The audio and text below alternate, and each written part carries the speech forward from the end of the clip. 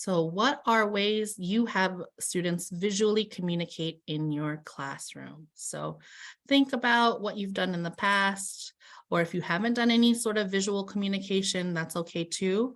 You can DM that to me or Rachel, and then we'll read those out loud. All right, we have our first answer in the chat. Thanks for that. Illustrating word problems in math. I see whiteboards, posters, using body language and doing some role play. Awesome. Thanks for sharing that. Anyone else? Or Rachel, if somebody has DM'd you, if you want to just pop in and read that too.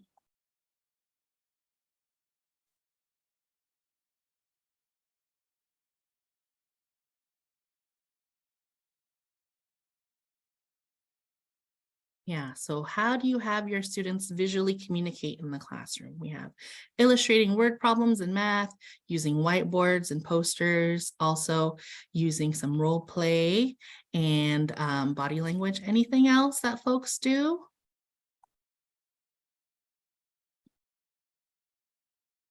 All right, I see students use science storyboarding. We use Adobe Express, awesome, Illustrator and web. You create books, also portfolios, awesome. So it sounds like there are a few people here who've done some visual communication in your classroom. And if you've not, it's totally okay.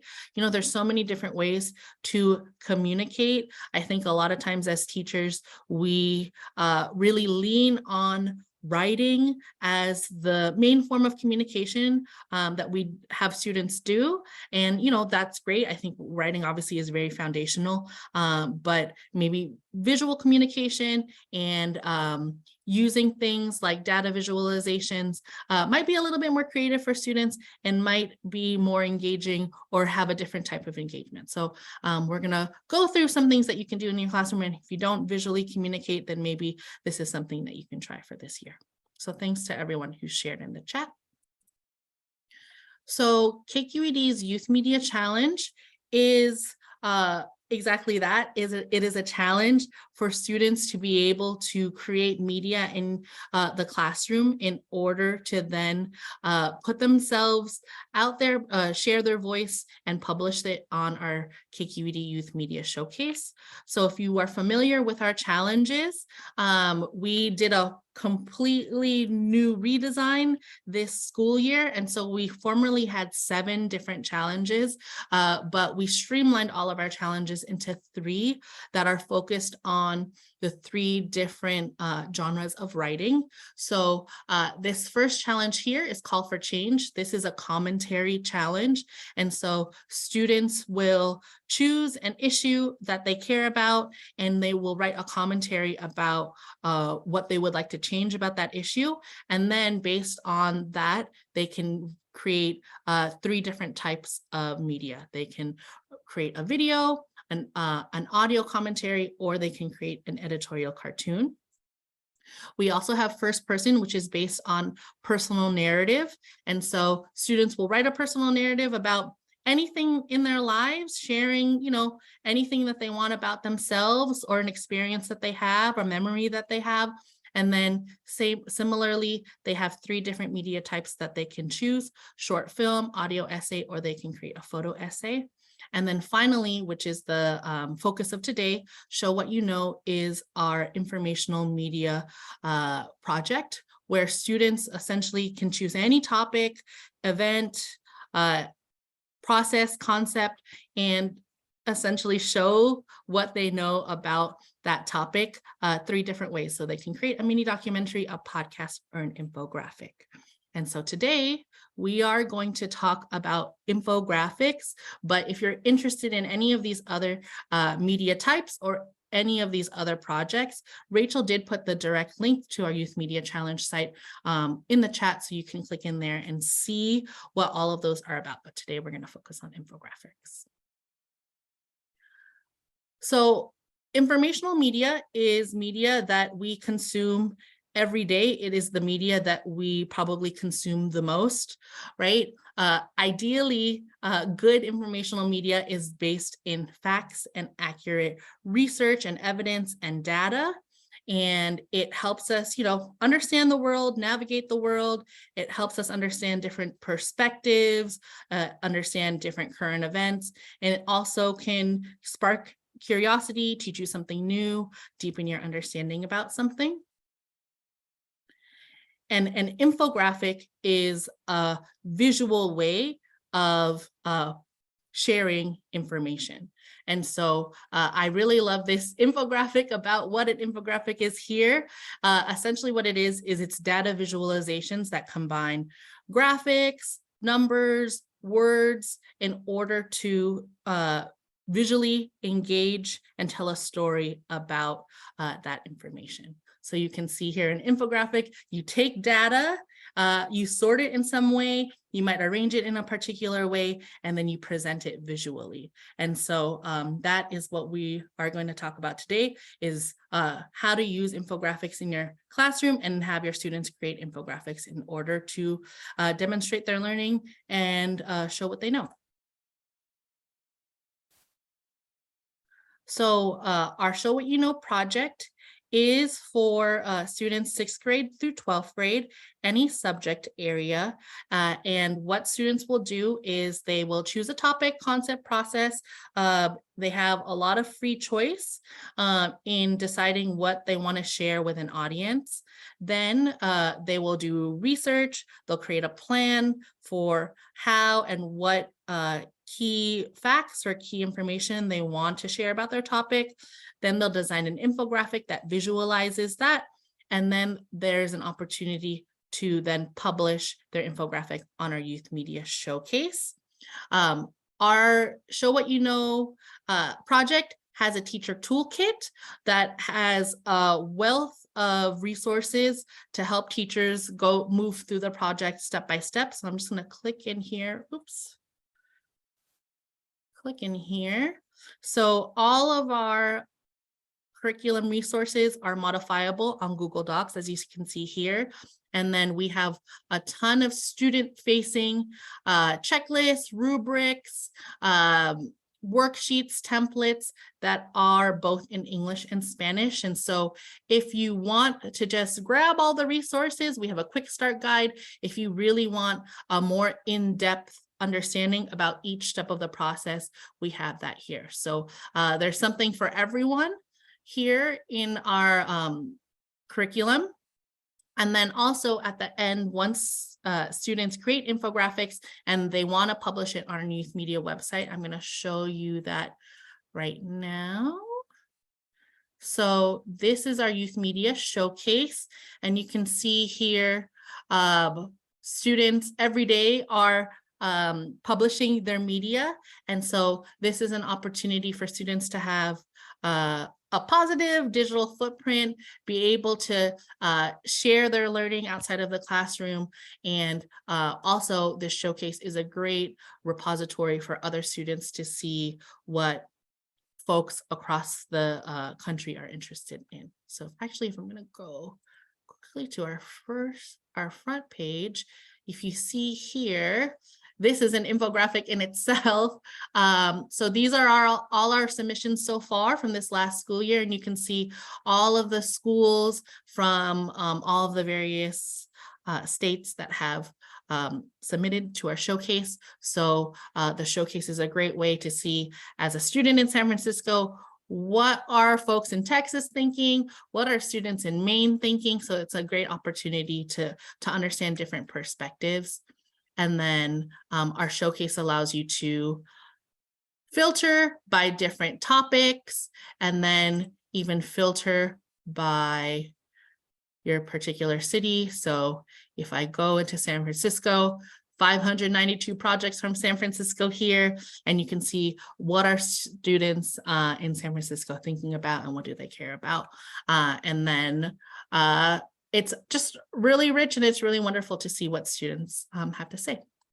So that is our Youth Media Challenge curriculum and our showcase in a nutshell. The Show What You Know project is open to grades 6 through 12.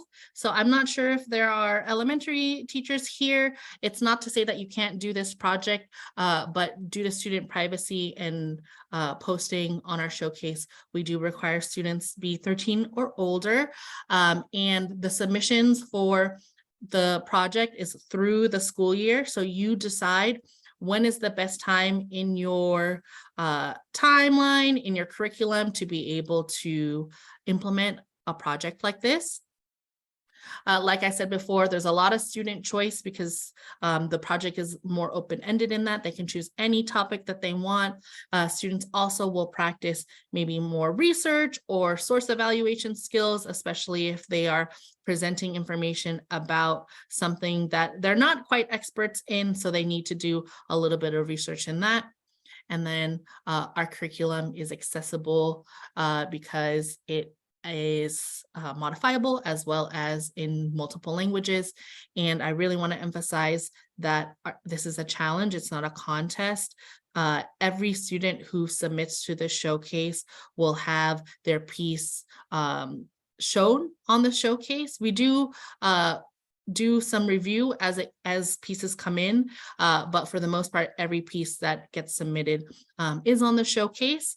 And because we are your member station at KQED, we have the opportunity to uplift some youth voice and some youth media digitally, especially because their infographics and their visual probably online on our blog posts or on social media. But if students decided they wanted to make a podcast or even a video, there are opportunities to be on radio or be on TV. So that's really exciting to be able to share their voice with the larger KQED community that way. And here are some examples of infographics that students have created that are on our showcase. I will say that with our redesign, formerly, the only infographics that students could submit were related to science topics. So all of these are science topics, but now with our redesign, any subject area can create an infographic in that content. And so if especially you're a humanities teacher, you could be the lucky first person to have your students create infographics in that particular content area. But all of these are science examples here that you can see. And then if you have the slides, you can click in and you can read a little bit more. And because I know that the infographic might look a little bit small on your screen now, but you can look a little bit closely at these. And if your students decide to submit to the showcase, each submission gets a unique URL that then you can have students share more easily to folks in their community. They can share their work with their grandma that lives across the country. They can share their infographic with stakeholders that would care about the topic that they presented. So school board, your mayor's office, depending on the content, maybe even state or national level. So this is just another opportunity for students then to take the media that they've submitted to the showcase and then elevate it further to those stakeholders that would care about the topics that they're creating their media about. All right. I went through that pretty fast. Before we jump into data visualization, are there any questions that folks have? You can DM me in the chat and then I can field them. So any questions about youth media challenges, the curriculum, the showcase, put them there and I will field them as they come. And if not, I'm going to keep on going. All right, so we're going to do a brief foundational overview about what data visualization is before everyone here jumps in and puts in their creator hat on, their graphic designer hat on, and you create your own infographic for yourself. So data visualization isn't new. It's been used throughout history to help tell narratives, to help tell a story, to give more nuance to the current events that are happening. These three data visualizations were actually created by W.E.B. Du Bois for the 1900 Paris World Fair. And so even in the late 1800s, Reconstruction era, W.E.B. Du Bois and his students were able to look at census data, collect data themselves, and visualize it to be able to share a narrative about what Black America, the status of Black America was in this Reconstruction era. So data visualization has, been around for a really long time. It also isn't new in your classroom, right? You probably have had students create posters. We had some folks put that in the chat, create posters, maybe some whiteboarding, drawing some illustrations for word problems. All of that is data visualization. So you can see here a graph, you can see here the cycle of decomposition. So you might have done this in your classroom already. So this isn't new. It's just now we have more digital tools for students to be able to have more resources and have a little bit more creativity, especially if they don't consider themselves, artists or being able to draw, right? To be able to still communicate about data and information in your classroom. So what is data visualization? Essentially, it's the visual display of information, right? A really good data visualization makes it easy to interpret complex information. It makes it easy to see patterns in data. It also highlights key takeaways from large data sets or from a lot of information. There are a lot of different types of data visualization. There are maps, so you can see that here. Graphs, obviously, you can use timelines, charts. And the thing about infographics that's so great is sometimes infographics include all of these things in a particular way. So we're going to talk mostly about infographics here, but that's not to say that you can't add a graph or you can add a map to your infographic. And ultimately, the beauty of data visualization is it allows students to access and appreciate and admire data and information in a more accessible and maybe engaging way. And so here is an infographic about America's favorite Halloween candy that I pulled from last year's 2022. And so I would love for folks, you can DM me and share, what do you think this data set is for this infographic? So you can see here all the different states and all the different candies. So what do you think is the data set for this infographic?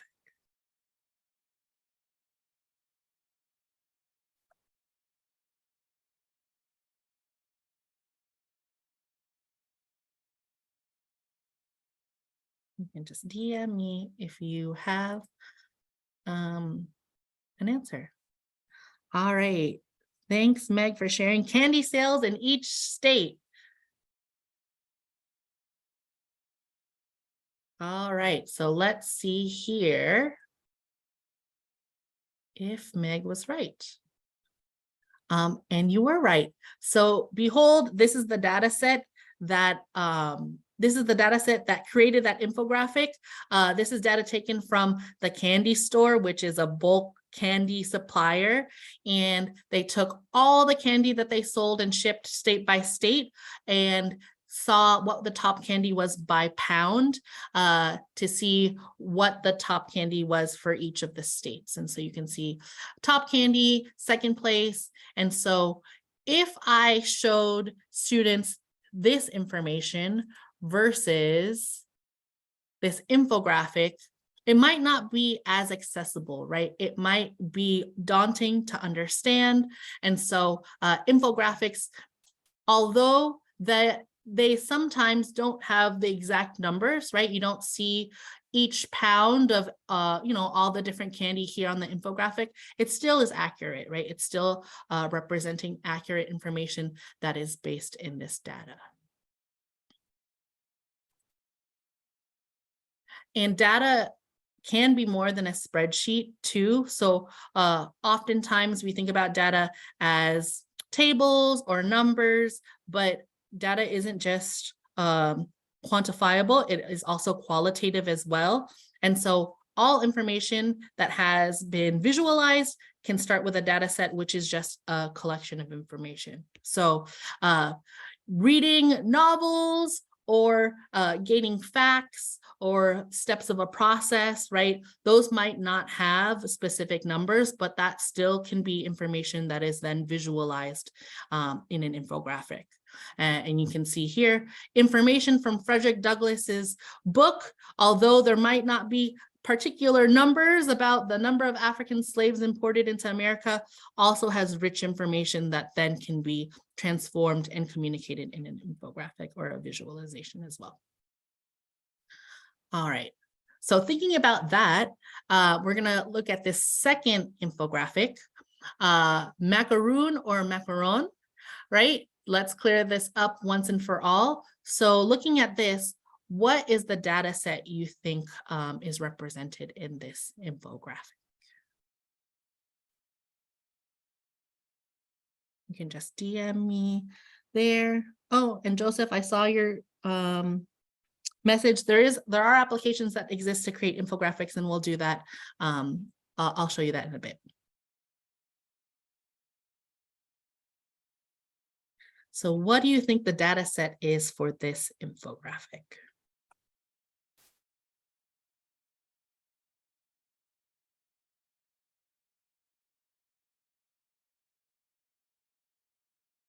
Rachel says it's her favorite infographic of all time. Yes, it's so great. So this infographic isn't based necessarily in numbers. It actually is just the definitions of all of these things. So a macaroon, right, is a small cookie composed of egg whites, sugar, and ground almonds or coconut. A macaron is more of a colored sandwich cookie, and Macron is the president of France, right? So all of these are definitions of similar sounding words, but this infographic here allows you to compare and understand the differences of that. And so instead of going into the dictionary, going on Wikipedia to try to understand all of these things, you can see here that this infographic clearly demonstrates the information and makes it more accessible to understand the differences. Yep, and Joseph says both are delicious, and I agree, though I think I'm more of a macaroon person because I just love coconut. So with that, now that we've started to think about data visualization, I'm going to pass it to Rachel, and we're going to get started with infographics. And you will put your creator hat on and start thinking about what you will create today. All right, so the chat being closed to nothing but DMs kind of like has like a depressive effect on the interactivity of this workshop, but there's a part coming up that like will not work if folks aren't like willing to like just jump into the chat. And so now that I'm presenting, you can DM me or you can DM Angel, but there's a part coming up because the first thing that we want to do when we get started with any media project is look at examples and analyze them as creators. And the first thing that you'll want to do as an educator before you ask students to make media is to make it yourself. And so at KQED, our whole pedagogy is based on learn by doing, which is really about empowering your instruction, but also empowering yourself as a media maker and a way to like really get to know a certain medium or project before you jump in. So we are going to ask you to walk the walk. And the first thing we're doing to walk this walk, which you will also do with your student, is to think about creating your own model and what works with that. And so you're going to just be kind of meta. You're going to like have your brain split and half your brain is going to be thinking about your own creation process and what you want to make, and half it, of course, as we always do in PD, is going to be thinking about your students. And so what you start today in just a few minutes is going to hopefully be something that will lead you closer to starting this kind of project with students, or learning yourself to communicate information visually. So as you build your confidence, you can think about ways to transfer to your classroom in whatever way makes sense. So this is going to be the way that we do any kind of media project, but this is the show as you know infographic, a flow, analyzing, choosing a topic, doing the research, and then creation. So again, you have all these slides that you can make copies of and use as you will. So now we're going to jump in, because the first step before you make something is to analyze it. And so we're going to jump in and look at a pro infographic. So this is an infographic that was created by NPR. And you can see from the title that it is how to build a campfire. It's very sort of summer focused. And so what we would love for you to do right now is take a look at this infographic that is displayed on your screen and type in the chats what works. So let's start first with what works about this infographic. What makes this a really strong infographic that you've noticed? So just go ahead and drop a DM my way. Chat is open now for everyone. Oh yes, oh my God, this is so great. All right, so drop in the chat without fear, just put it in there. What works about this infographic? The colors and numbers, thank you, Ms. Sparks. It is organized, it has numbers, it has steps. We understand what is happening and what we need to do. The diagrams align with the steps, nice. So both those visuals and those diagrams come together to teach us what to do. Yes, do not even worry about spelling, just drop it in there. What else works about this infographic? There's a before and after, right? So you have your supplies, and then you have, once you use the supplies, you know what you're gonna find at the end. It tells a story in steps. Absolutely, excellent job. So we have the use of diagrams and visuals, the use of steps, the clear sort of before and after, the steps, step by steps, the numbers. Does anyone want to say a little bit more about the colors? Because someone said colors, which is a really good point. But what about the colors? They're natural colors, right? They align with the subject. So the color choice is really intentional to communicate what we're looking at and to align with what we're going to be doing. It's a simple palette, not too bright. My eyes don't hurt. It's very easy to take in. And we know based on the colors as well as the shapes and what they are, what we're looking at. Nice. Colors are pleasing and make meaning. Thank you, Ms. Sparks. So a lot of things work about this infographic, but not everything. What doesn't work about this infographic? Oh, Joseph, great. What works is that the images and quick visuals will help folks, even if you can't read the steps, or maybe you don't speak English as your first language, you're able to follow, even if you can't read the text. Thank you for adding that. Okay, so what does not work about this? Oh my God, the text is so small. You're like all squinting because it's really small, right? The text is small on your screen. It's small on every screen. The text is small on this infographic. What else doesn't work about this? The colors are pretty light. So maybe they're so natural, but they're not really as eye-catching as they could be. Oh, and the text color is light too, right? So it doesn't pop out at you. Meg says we might not need as many details. Maybe we can combine some steps. Maybe we can make it a little bit more visually appealing by cutting down on steps and leaving out some details. What else does not work about this one? David says the color of the fire is too similar to the color of the fuel. So not a lot of contrast. So the colors don't contrast in a way that helps build our understanding. There is lots of negative space. So there is a ton of white space. Sometimes that can be good, but sometimes that just means that everything is too small for us to see. Thanks for pointing that out, Christy. All right, excellent analysis. You folks are amazing. Dominic writes, it's hard to follow on first glance which directions the steps flow. Yes, thank you for bringing that up. Do we go down and like this, or do we go like this, right? And we really have to pay attention to the words and really squint to find these tiny numbers to really flow through So it's not clear what direction that we're going. Awesome. Keep all of those things in mind. And let's look at this student-created infographic. Just really quickly, what works about this student-created infographic?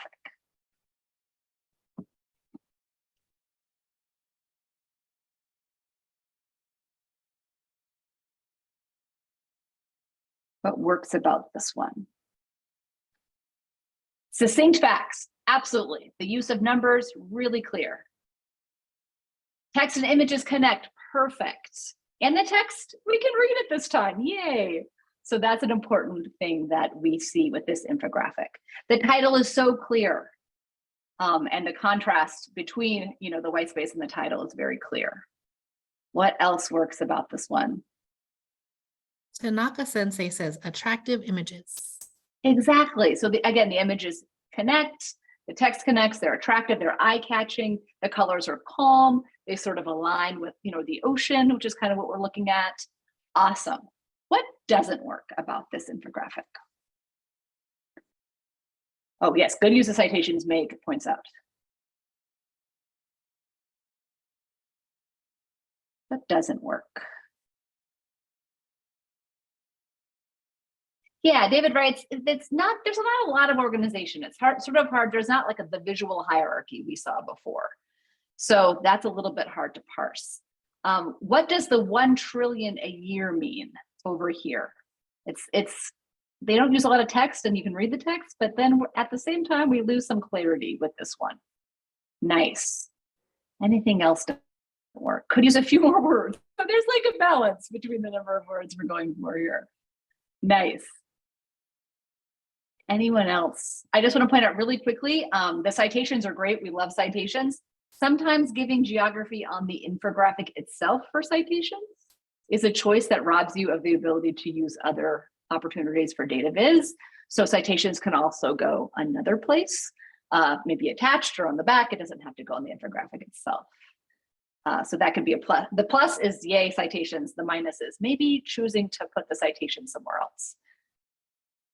Alrighty, so the font does not work well at all places. I agree, Tafara, yeah. So sometimes it kind of makes sense. Sometimes it looks a little bit forced. You have done an extremely speedy job analyzing these infographics, which you'll want to do with students. And so what you'll also want to do is what we've just done together. So you'll want to sort of collect a class list of the things that you saw either in pro infographics or student created infographics. And of course, there's a lot of infographics on the Youth Media Showcase to use for peer models. What works, right? Color and images match topic. Text is clear and not crowded on the infographic. What else did we discover in our analysis that really works? Color contrast is important, but shouldn't be too startling for the viewer, right? We love that contrast, but sometimes, we don't want to like overwhelm folks. What else should I add to this list that we came up with together? Citations are important, but maybe attached to infographic. What else? Great. Story progression is coherent. Yes, thank you.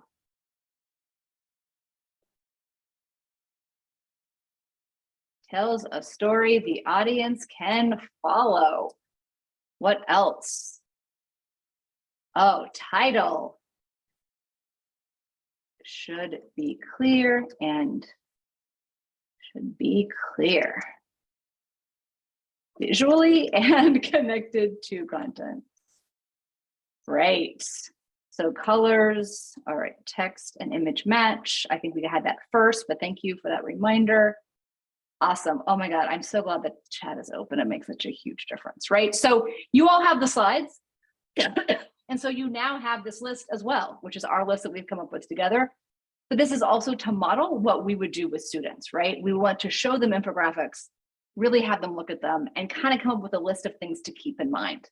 Now, of course, as always with a new medium, you don't want to overwhelm students with all these requirements and details. You might want to choose like your top 4 to focus on, but that's really around usually color, text, white space, right, and story progression or hierarchy, whatever you want to talk about. Great. And so when you're thinking about choosing your topic or design, there are so many templates out there that you can use. So your infographic is going to tell a story, or it's going to be created for a purpose, as all media is always created for a purpose. And so there are infographics that describe a process, concept, that summarize content, right? The macaroon, the macaron, and the macron, right? Like that really summarize content very succinctly in a way that, you know, you can always think about. You can display a timeline in a really beautiful way. There are lots of templates to do that, or students who are especially creative or skilled can come up with their own. You can compare and contrast with Venn diagrams. You can always, sometimes there's kind of chart side by side, compare and contrast.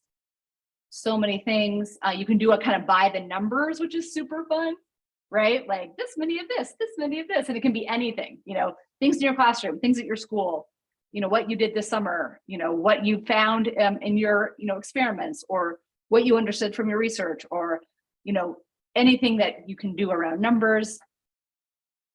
And if you want to go really big, there are lots of open data sets that you can use. This is maybe sort of more upper division kind of level, but you know, the government has data sets, the world has data sets, you know, the UN. So there's lots of things that you can collect. And these open data sets can then be turned into charts or graphs that you can add to your infographic or display visually. So these are some just of the many open data sources there are in the world. Really fun to explore. So Angel and I always make our own infographics as examples for stuff all the workshops we do, as a way to also lean into learn by doing, but to just show the different ways that we can do things. So this is my infographic on building an argument. So if I'm going to think about building an argument, staking a claim, I'm going to think about taking a stand. I'm going to listen and collect information, listen to multiple viewpoints. I'm going to state my opinion. I'm going to support my argument, right? So I used a very simple process, but I used visuals to kind of guide folks through the process. And Angel's infographic is by the numbers. Angel, do you want to describe your infographic? Yeah, I didn't collect data. I didn't look at a big data set. I just thought about, what did I do this summer and how can I display this with icons that match each of the different categories and the things that I did. And both Rachel and I use different tools to create our infographics, but in each of these tools and many other tools, there are templates, there are icons, and so all of the icons that I used here were in Adobe Express, and I actually used one of their suggested color palettes. Now that I'm looking at it, I'm like, after we did some analysis, I don't know if the green and the yellow really work, but this was a suggested color palette. So if you're like, I don't know what the colors are, like what match and what doesn't, you know, a lot of these tools already have these templated things to support you in that. Awesome, thank you. And I just added sort of a cosign about, you know, where I found my images and kind of templated work. So today, and I feel like we're right on time, our goal is to create a model infographic. So you're just going to pick a tool that your students are most likely to use. In SFUSD, I think you do have access to Adobe. Yes, so you probably, yes, it would be totally okay to use Adobe Express for infographics. Please use it. It's a great infographics tool. So if y'all have access to Adobe, that's 100% what you should be using. But you're going to right now think about a topic. So I'm going to set the timer for 5 minutes. You're going to think about a topic. You can either think about your curriculum, you know, where would an infographic project fit, or where do I want to maybe think about this happening and what content we'll be doing while this is happening. Or you can start with something personal. You can just like create one sort of like we did, like pick something like your summer by the numbers or something like that, or do free choice. So show what you know is about showing what you know about anything. So maybe you have a passion or you're an expert at something or a hobby. So think about that. I'm setting the timer and folks are going to think about your topic and then start maybe collecting stuff, going into Adobe Express, looking around at templates. Once you have your topic though, pick your topic first before you go look at templates, because otherwise it won't work. So pick your topic first and then go into your tool and start looking at what might align with your topic. Again, please pick your topic first. And then be ready to share your topic. Not, obviously you're not going to finish in 5 minutes, but share your topic when this time is over. Any questions, please drop them in the chat. And we'll have lots of work time after this. So really focus on the topic. But if you already have something right away and you want to jump ahead and look at your tool, do that. But really focus in on your topic. And don't think too hard. I know it's the afternoon and it's before school has started. So have fun with it too.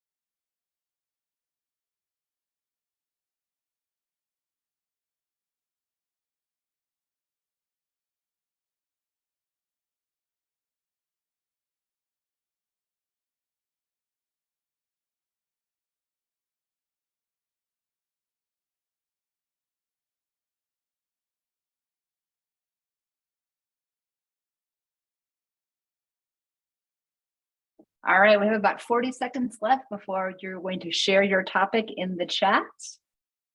So get ready for that. And if you're jumping into creating, we're just gonna ask you to pause real quick, but you'll be able to get back to it very soon.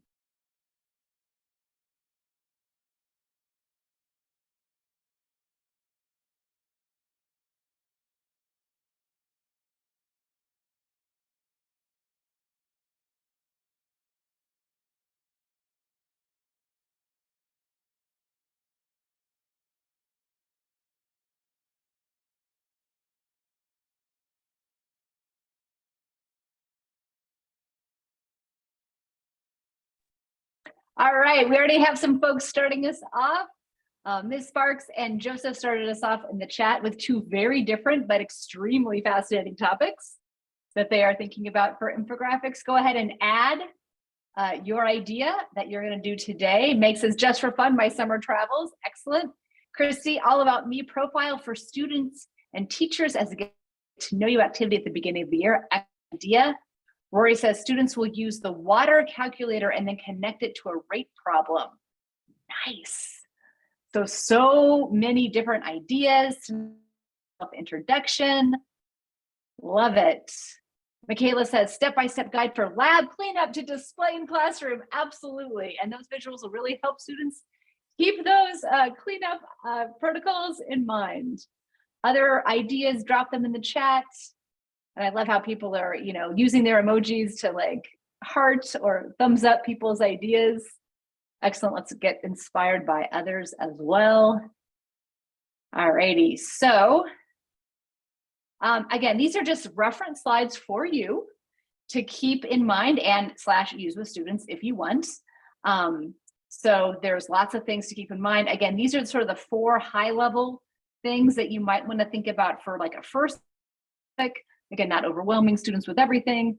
There are lots of ways to think about fonts and how they might go together in terms of both readability, as which we know with teachers is important, but also in terms of design for students who are thinking that way. So again, these are just references. You might want to mix fonts, but it's kind of like mixing prints. Like, be careful with how you do it, because some fonts go together better than others. There's a visual hierarchy to talk about with students. Again, very basic to start out with. You're not going to want to overwhelm folks, but like, hey, you know, a newspaper, how quaint. But even digital newspapers still have big headlines. So the banner headline and then the subheading, right? So like remind them of all of these things that we talk about in some level. But now that they're going to become creators themselves, they will notice them in other contexts. And then there's the iconography, which we talked about, right? Both the kind of way, especially in that NPR infographic, the way that the fire was displayed and shown. We all got it was a fire, but you know, maybe it wasn't as clear as it could have been. We also know that different icons mean different things and different colors mean different things. So that's something to definitely keep in mind. These are such great infographic ideas that are still dropping in the chat. Keep them up. And so like with everything, kind of less is more. And so you're going to be asking your iconography and your graphics to do a lot of work. So it's important to choose them wisely. And then the size also, right, matters in infographics. You know, big images mean big eyeballs on and directly to that thing. And smaller things can denote maybe less significance, less importance, smaller quantity, right? So there's lots of different things you can do to prepare and compare. This is a really great example of a little bit of a morbid topic, but it really makes the point. And then color, the color wheel, we love it. But media creators need some basic design kind of thinking. Even Angel was like, wait, now that I see those colors all together, maybe I would make different choices. So this is the kind of thing, luckily with digital products that are it's so easy to change, right, the colors. But things to think about, again, not overwhelming students. So any of these, feel free to use or not use. Sometimes it's better to just kind of start with the basics. These are some ways to think about laying out infographics, but a lot of templates already do that for you, which is kind of nice. So one of the things you might want to do is analyze templates, right? To talk about, hey, would you choose this template? Why would you choose this template for your topic? You know, and talk about how the layout helps you communicate. So I'm going to hand it back over to Angel because we are going to get started making. Angel? All right, just sharing my screen. So now we're gonna jump in to our digital tool and make our infographic. I already got some questions in the chat about it, so I know folks are really anxious to jump in and play around and see what you can create. There are a lot of digital tools that you can use that are able to create infographics. Here are some: Canva, Pictochart, Google Draw, Adobe Express. If you are a bio teacher or science teacher, BioRender is amazing. It has like some science specific icons in there. Obviously, it's going to depend on what is accessible in SFUSD. And for sure, we know that Adobe Express is accessible to all of you. You can just log in with your SFUSD login and use that. So today I am going to demo Adobe Express for all of you. That's not to say that that is the best tool at KQED. We are tool agnostic. However you want to create the media with whatever tools you have accessible to you, you should use that. So, but for today, because I know SFUSD has access to Adobe Express, we're going to use that. But you might use Canva too. I'm not sure. Maybe folks can put in the chat if Canva is within the district. I'm not quite sure on that, but obviously like Google Draw is too. So if you want students to do that, yeah, and Canva is free for educators as well. I just don't know if it's accessible within your district firewall, but it is free for educators. And a lot of these actually are free to use as well. So today we'll work on Adobe Express. Here are the things that we will do. So I'm going to show folks how to do all of these things. Obviously, you need to log into Adobe Express so you could access the tool and follow along with me. But I'm going to show folks how to explore templates. You can choose a template to use right now, especially if you've never made an infographic before. You can choose one with maybe the layout that you like, and then delete that information, change the colors, change the icons. Actually, with my infographic that I created, that's what I did. I chose a template that had nothing to do with summer, and I just deleted all of that, but then I kept the same type of format for that. So you can use it kind of as inspiration.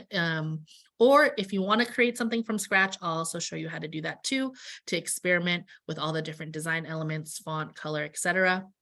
And then I know we didn't give you a ton of time to think about the information that you're going to put on your infographic, but you're going to add your information that you would like to share. So if it's my 5 top highlights of summer, right? What is that information and how are you going to represent that? Are you going to have a little bit of text, maybe an icon? How are you going to do that? And then as you are creating your infographic and as I go through all of these steps, we would love for you to kind of start thinking meta about it, thinking about how is this related to your teaching, or how would you implement this with students? And then finally, we will give you some work time. We have about like 30 minutes or so. So individual work time. And then we have this share doc here if you would like to share your infographic with us and with the whole group so we can see what has been created in this time together. So I'm going to hop into Adobe Express now. And again, just real quick, if you don't need this demo, like if you're familiar with the tool or it's pretty self-explanatory, you just want to jump in, feel free to just skip it and just start creating. Totally. Thanks, Rachel, for that. So if you already have made infographics or you are familiar with Adobe Express, or if you don't want to use Adobe Express at all, you want to use Canva, you want to use another tool, totally do that. Just because Adobe Express is what I'm demoing doesn't necessarily mean that's the tool that you need to use right now or with your students. But I'm just showing this because I know that it is accessible in the district. All right. So I'm already logged into Adobe Express, and so I'm using the whole Adobe Express. There is a beta version, so if you sign in, it might ask you open Adobe Express beta, which I see up here. I did not. We're using the old one just because beta is new to me, but also I'm not quite sure if it's accessible to everybody. So this is what the dashboard looks like. There are many different media types that you can create in Adobe: image, video, etc. And the first thing that I would do once I'm here in my dashboard is if I wanted to create a blank from scratch infographic, press this plus sign here. And then I would either choose flyer or collage. But if I don't want to start from scratch, I can just search for templates here. So you literally can just write infographics. Up here, And once this loads, you will see a whole bunch of infographic templates. So some that are blank, where literally you can use this exact format and plug in your information this way. You might change some colors or change some icons, but you can use that. There also are fully already created infographics. So like this one about influencer marketing. Let's see, let's go down here. 5 fun facts about ladybugs. So there are templates that are blank and there are also templates that are already created. So say I wanted to use this ladybugs one, I would just press start from that. It'll load into my tool.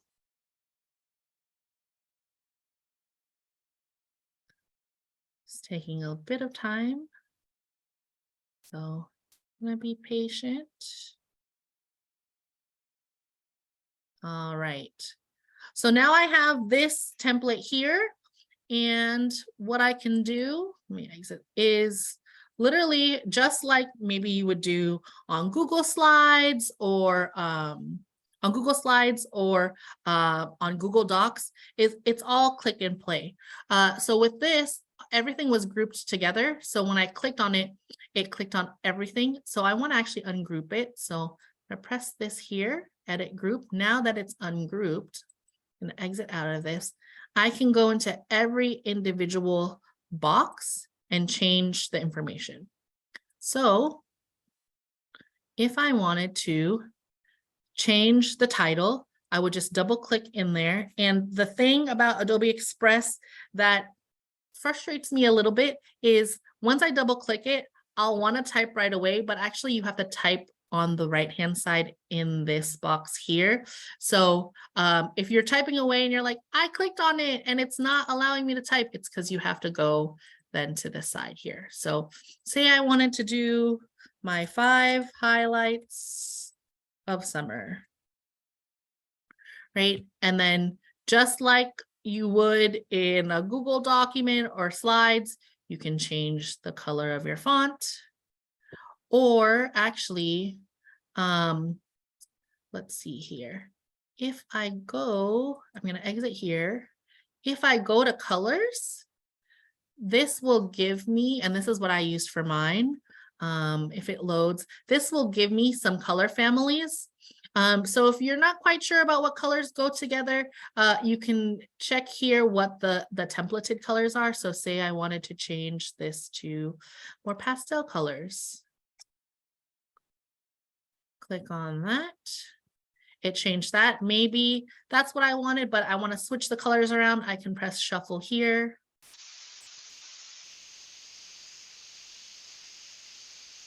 And now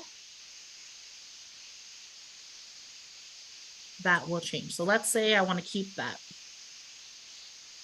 Okay, this one's nice here. So I'm going to exit out. And essentially you can just, so I think this is group 2. I'm going to ungroup this. So if I wanted to change the information in all of the different boxes, I would double click it, then edit the text here. So I went camping. Maybe change the font size, change the font here. So you can mess around and play around with that. That's a little bit bigger. If you want to add icons, you're going to go to the left here. There are a ton of shapes on the side. These are all icons. So once this is open, I went camping. So let me think about, I can actually just put in camping. I can think about something that represents camping, or if I just put that into the keywords, some things will pop up. So tents, ooh, maybe I like this icon here. So I'm just going to click it. If you double click it, it'll automatically pop up on your infographic. So that's here. The color is not something that I like, so I'm going to change this here. Let's maybe change that. Make it smaller. Right. Let me move this text around. So with all type of media creation, it's all, trial and error. You try something. If it looks like what you want it to be, then great, you can move on. If not, then you just kind of move things to the way you like it, right? So that's how to add shapes. If you wanted to add text, a text box, that's here. There are templates for the type of text you want, or if you want to just add a box, it'll pop up, right? And then you just edit your text. So, hey everyone, just showing how that changes, right? Move that around. It's pretty, especially when you use a template, it's pretty easy to navigate because you can use the boxes, the shapes that already exist. If I wanted to remove this text, I'm actually going to press this delete here, right? Other design assets, if you had, if you wanted to add a frame or some elements, the search is really great on Adobe. So literally as specific as you want to get, an image might pop up. So if I wanted to put like redwood tree, let's see what pops up. All these trees pop up and I can see, do I want one that's more realistic? Do I want one that's more of a drawing? Obviously, you have the design freedom to figure out, what aesthetic you want. And then lastly, once you're done, so say I made my 5 highlights of summer, I edited this all. If I wanted to download it, there's this download button here. You can download it. Usually PDF or JPEG is probably the best. You download it onto your computer that way. If you wanted to share your infographic, you can just press share here and publish. And then you get a link.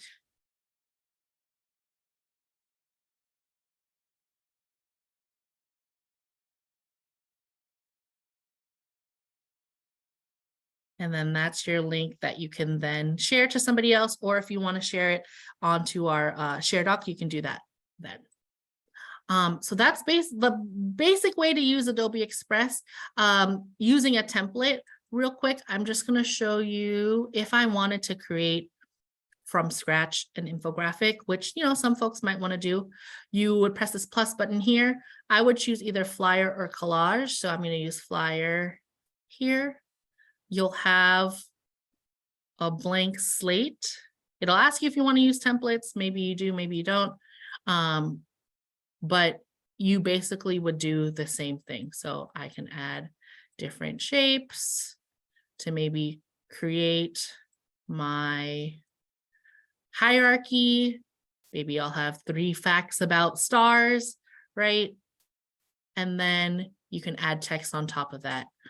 So you can do it that way. You can make it a flyer. If you wanted to change the layout or the size, you can do that here or resize here. All right, so I went pretty fast, but I want to give folks at least 20 minutes to be able to jump in. Are there any questions, or is there anything that you would like me to show you before we get to work time?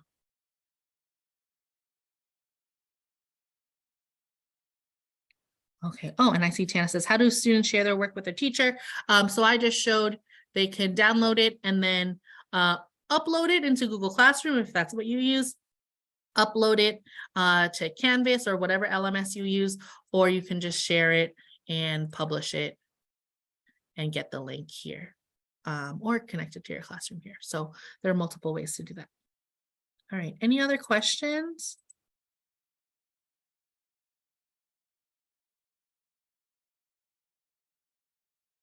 All right, so it is about 2:26, and we have y'all till 2:45, so that is 20 minutes. I would love to give folks 15 minutes to jump in.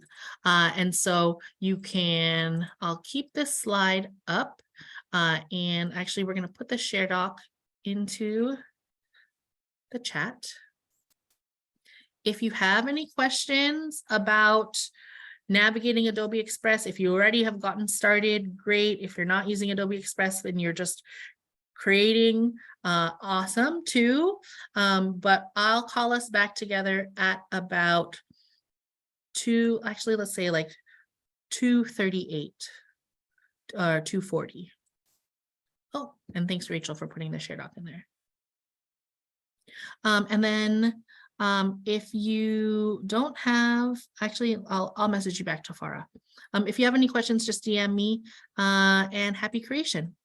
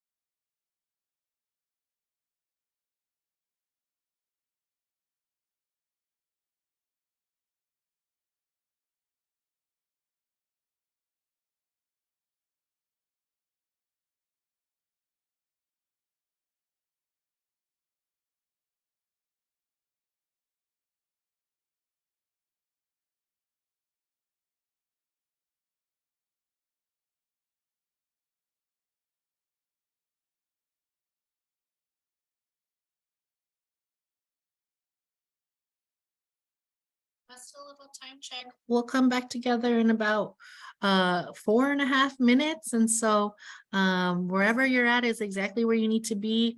Hopefully you were able to, jump into creating your infographic. And if you are ready to share, whether your infographic is done or not, feel free to put it in the share doc, which I'm putting in the chat. But we'll come together in about 4 minutes.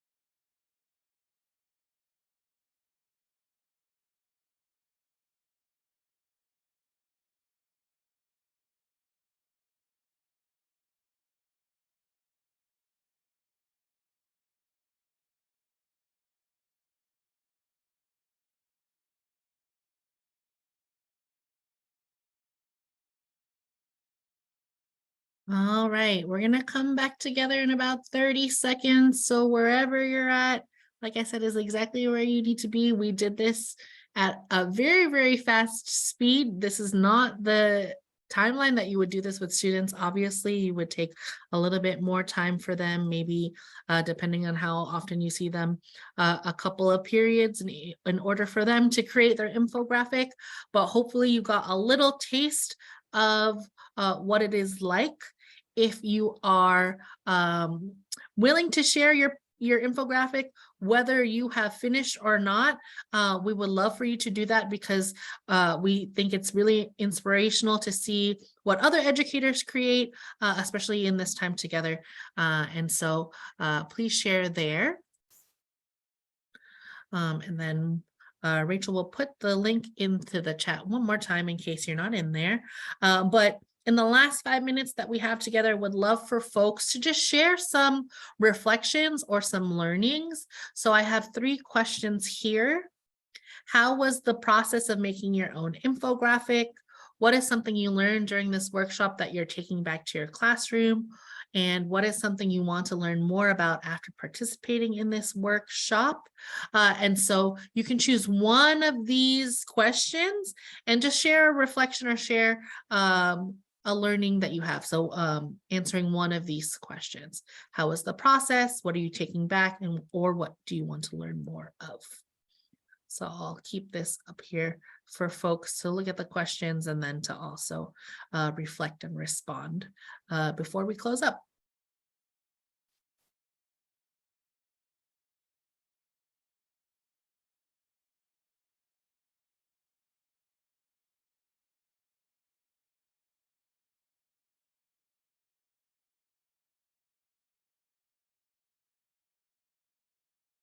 So any reflections that folks have, would love to hear how this experience was, especially if this was maybe your first time, working on an infographic.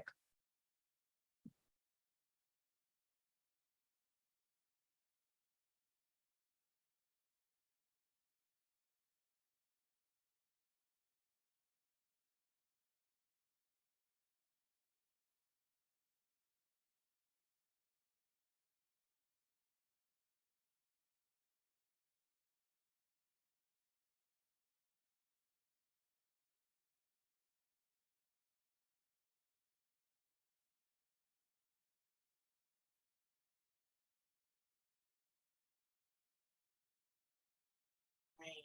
Thanks, Duncan, for sharing. I liked going through different infographics and talking about their pros and cons. We'll definitely do something similar with my students so they know what components they should be mindful of. Awesome. Thanks for sharing that reflection. Tafara says, I appreciate how we analyzed the infographics and co-created a list of what an infographic should have. Yes, totally. That's definitely something that you should be doing with your students and co-creating procedures, steps, because that helps them be more engaged. Dominic says, first time making one, still a bit clunky for me. I'm just not used to the features and tools. Was fun to use and opens up an interesting way to communicate in class. Thanks, Dominic, for jumping in for the first time, even if you weren't familiar with the tool. Hopefully you'll try again soon and continue your learning. Mona Lee says, the process of making my own infographic was really fun. And now I'm thinking about ways and topics students can use this in my 8th grade math class. Awesome. Great. Thanks for sharing that. So these are all reference slides at the end, but to go back to the Youth Media Challenge, we do have our showcase where students can publish. And real quick, in order to do that, teachers create an account. Students don't create an account, but the teachers will do that and they get a code. And then similar to maybe like Google Classroom, right? You share that code with students as they submit, and then they can submit their infographic with an artist statement and upload their image that way. We do have a submission form template here that you can use as well. And, we are your public media station. We are just here in the mission. And so we want folks to keep on learning with us and to engage with us and to reach out to Rachel or I if you have any questions. We do have on KQED Teach Making Infographics self-paced course that's free. If you want to dive in deeper, it goes in much deeper than this presentation here. If you want step-by-step design and graphic design information, that's there. And then we have 2 more workshops in August, one about fighting misinformation and another one about understanding copyright. So if you're interested in either of those, they're both online and free for you. So you just need to register, and that's in the slides. Finally, this is our information and our email. Don't hesitate to reach out to us. We are real people. Our jobs are to support, our local Bay Area teachers, which are y'all. So thank you so much for engaging. Thank you so much for dipping your toes into the world of data visualization and infographics. Rachel, do you have anything to say before we end? Thanks for coming, and have a great opening of the school year. Yeah, definitely. We do have this feedback. I think you need to give feedback for every session. So this is the same link. You just need to select this session, create infographics to bring data and information to life. And we would love the feedback on this presentation because we always want to improve the way that we present our information to you. So thanks so much. Have a great rest of the day and great school year. Take care. Bye, everyone. Bye-bye.